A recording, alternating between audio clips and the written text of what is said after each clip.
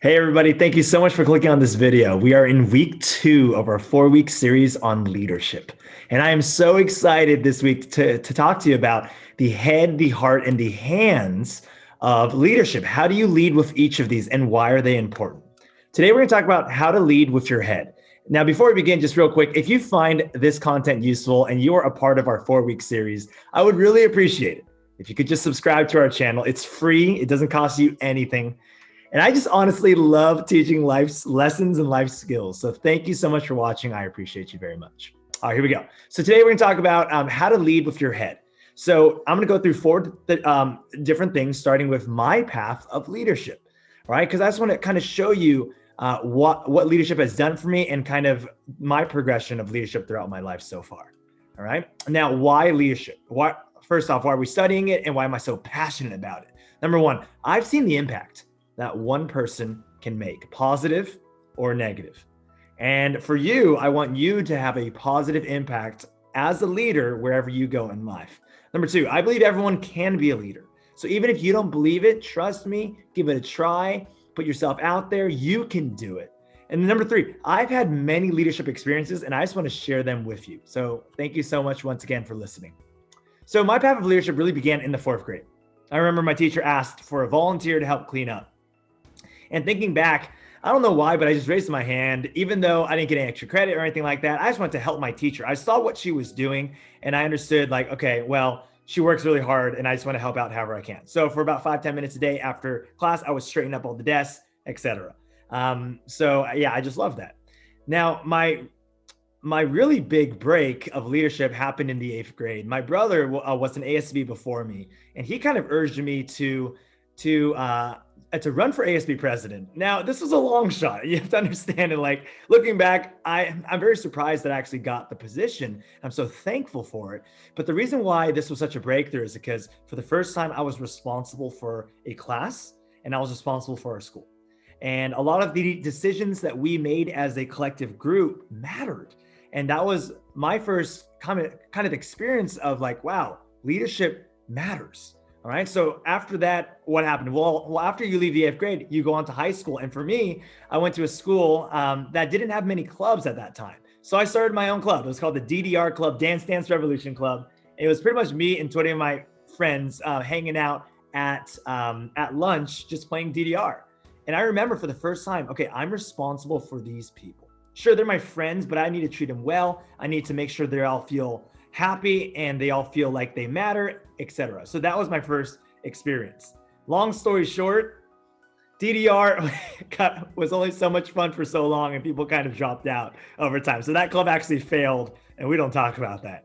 So I had a lot of failures in my life and there was one that honestly, I could have done a better job looking back, but at the time I wasn't equipped with what I know now. So I didn't finish it.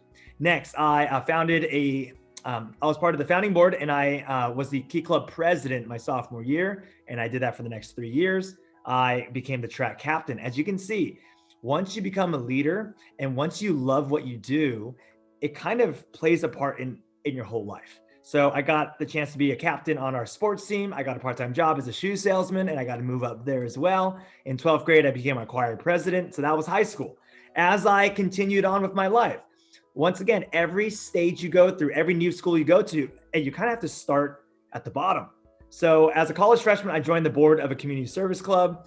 As a college sophomore, I got a new job at the bank and I got new opportunities through that. And as you can see, I'm just trying to kind of tell you kind of where life has taken me. And I'm so grateful for it. I never would have thought that I would have gotten these opportunities. Lieutenant governor of 8 college clubs. And then I became the director of a medical program my junior and senior year of college.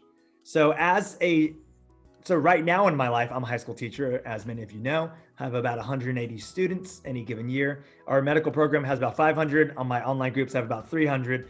And my other programs that I help out and have about 100. So as you can see here, I'm so grateful for all the people that I get to meet and that I get to work with. I'm also a college professor. I train about 75 teachers a year, brand new teachers into the field. And then in my family, I have a beautiful wife and we have a baby on the way. So that's just a little bit about my life if I've never gotten the chance to meet you. So thank you so much for listening. So main points, you can learn from every opportunity you take, big or small. You are responsible with little. If you are responsible with little, I believe you will be given more. So be responsible with whatever you're a leader of. If you're a leader of a group with three people or four people, love it, enjoy it, be responsible, learn from it. And I'm telling you, you will be given more. Leadership is a great honor and leadership is a great responsibility. That's what we're going to talk about today. Having a great mission and vision matters. I want to quickly go into this. People don't follow great people. People follow great missions. And it doesn't matter how great of a person you are. Sometimes in early stages, popularity, and you may have seen this in school, may get you a leadership position. But as you grow up, trust me when I say this, people want to follow leaders with a great vision and a great plan, right? Without that popularity, it can only go so far. So just take my word for that. My first interview happened when I was a college freshman. I've had a few failed interviews, but this was a very memorable one. So I'm coming out of high school. I had all these leadership positions. I get into this college and I just think that I can just take over. And that's not how it works. You don't know anybody at that school. I was a college freshman. I ran for vice president. And this was a large community service club, one of the largest in the state with about 400 members. And I just thought as a freshman, I could run for vice president. Well, as you can probably figure out, I did not get that position. But here's what I want to tell you. Did I quit? No. I took any position I could. I became a chair of a service project. I became the lead volunteer of this organization, or like of this project or something like that. And I just kept going. I didn't look at my failure as a part of my life, but I saw a failure as a stepping stone to learn from everything that I failed on. So why did I fail? So I look back at that and I realized, okay, there's a lot of reasons why I failed. And fast forward a year, I know it seems like a short amount of time, but that's actually a long period of time. So especially if you've gone through a failure and you're like, oh, when will my next breakthrough come? For me, it was about a year later. I interviewed again as a college sophomore, but this time for a higher position titled the lieutenant governor. And I was then in charge of 8 clubs and 1,000 people. How did I do it? Let me tell you. What changed? First off, my vision, my mission, and my plan changed. Okay. I had long-term goals supported by short-term goals. And I realized that my whole platform that I ran on for vice president was all about myself. Hey, everybody, how's it going? I have this experience, this experience. It was me, me, me, me. But this next year I learned it ain't about me. It's about creating a mission, a vision, a plan for this club and how I can take it to the next level. And then over that year, once again, I took every opportunity I could and people saw that I was in it for the service, not for myself. My character also changed, less about me, more about others. And my passion was driven by my desire to serve the community. Do you see the difference here? And I'm so grateful looking back at that I didn't get that vice president position. If I did, I wouldn't have grown the way I did, right? And really, I was ready to work. I was ready to put in the effort. Your healthy mind, I want to quickly talk about this. When you're happy, other people around you are going to be happy.